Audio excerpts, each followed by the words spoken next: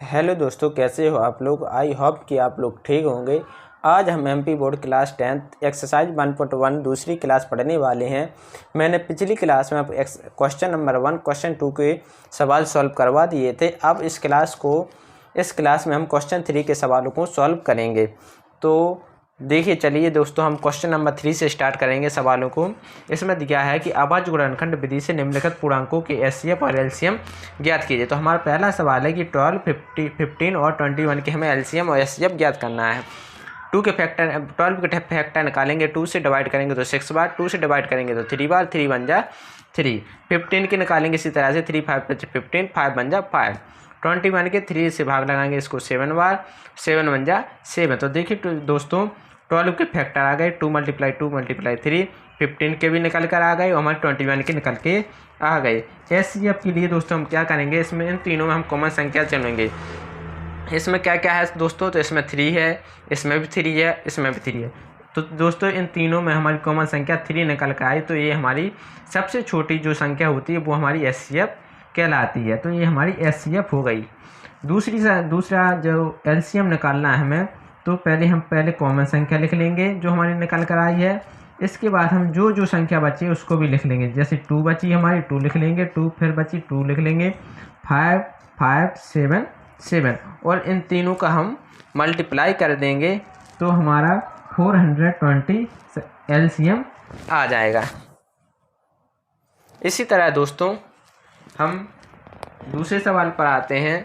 17, 23 और 29 के हमें फैक्टर निकालना है, इनकी एलसीएम भी निकालना है।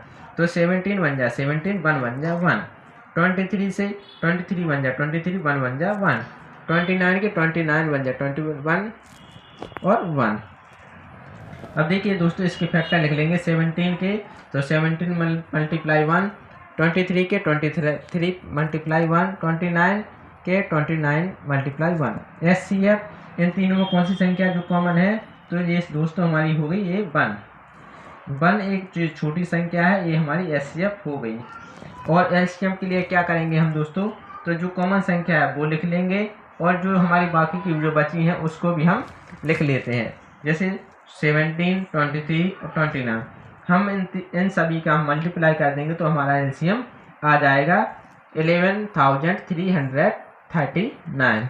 अब दोस्तों हम अपने 4th क्वेश्चन पर आते हैं कि एचसीएफ 306 और दूसरी संख्या है 657 का एचसीएफ दिया है 9 और एलसीएम दिया है इसका। एलसीएम हमें इन दोनों संख्याओं का ज्ञात करना है। तो दोस्तों दिया क्या है, दिया है कि एचसीएफ 306 और 657 का एचसीएफ ये दिया है, एलसीएम हमें ज्ञात करना है।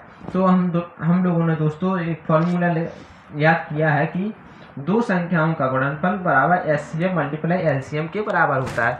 तो दो संख्या कौन कौन सी हैं, दो संख्या हैं 306 और 657। इन दोनों का मल्टीप्लाई कर लेंगे बराबर एचसीएफ हमारा क्या दिया था 9 और एलसीएम हमें ज्ञात करना है मल्टीप्लाई एल। तो दोस्तों जो 9 है वो हमारा इसके नीचे आ जाएगा और इसके एलसीएम बराबर 306 मल्टीप्लाई 657 अपॉन 9। 9 से 306 में हम भाग लगा देंगे कितनी बार जाए और हम इन दोनों का मल्टीप्लाई कर देंगे तो जो हमारा एलसीएम आ जाएगा वो 22,338 ये हमारा एलसीएम होगा।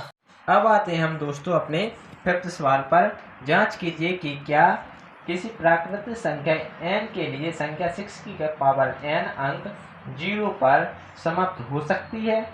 यदि, तो इसका आंसर होगा कि यदि किसी n के लिए संख्या 6 की पावर n 0 पर समाप्त होगी तो वह 5 से विभाज्य होगी, यानी कि वो 5 से उसका पूरा भाग जाएगा अगर वो संख्या 0 पर समाप्त होती है। तो देखिए दोस्तों, 6 के अभाज्य गुणनखंड में 5 और 2 इसके गुणनखंड में शामिल नहीं है, इसलिए ऐसी कोई भी संख्या नहीं है जिसके लिए 6 की पावर n अंक 0 पर समाप्त होगी। तो दोस्तों अब आते हैं हम अपने 6th सवाल पर। इसमें दिया गया है कि व्याख्या कीजिए कि 7 × 11 × 13 प्लस 13 और 7 × 6 × 5 × 4 × 3 2 1 + 5 भाज्य संख्याएं क्यों हैं। तो दोस्तों पहले हम इसको सॉल्व करेंगे तो हमारी संख्या आएगी 1014 और इसको सॉल्व करेंगे तो हमारा आंसर आएगा, वो संख्या आएगी 5045। तो दोस्तों ये दोनों संख्याएं हैं, ये वे संख्याएं हैं जिनके कम से कम 3 गुणनखंड हैं, इसलिए भाज्य संख्याएं कहलाएंगी। अब आते हैं हम दोस्तों 7 क्वेश्चन पर। इसमें दिया गया है कि किसी खेल के मैदान के चारों ओर एक वृत्ताकार पथ है।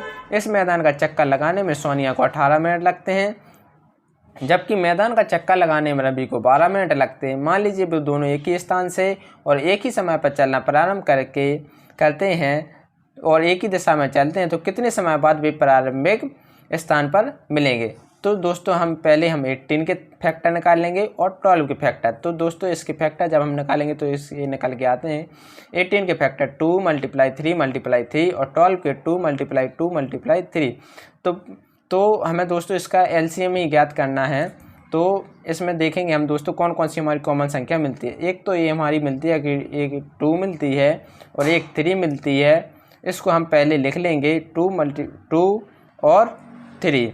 बाकी की जो संख्या बची हैं 3 और 2, इनको भी हम लिख लेंगे और इन चारों का मल्टीप्लाई कर देंगे तो हमारा जो आंसर आएगा 36, यानी कि उन दोनों पुनः अपने स्थान पर 36 मिनट बाद मिलेंगे। तो दोस्तों इस प्रकार से हमने एक्सरसाइज 1.1 को सॉल्व कर लिया है। अगर आपको ये वीडियो पसंद आए तो please like, subscribe and comment करना ना भूलें। Thank you.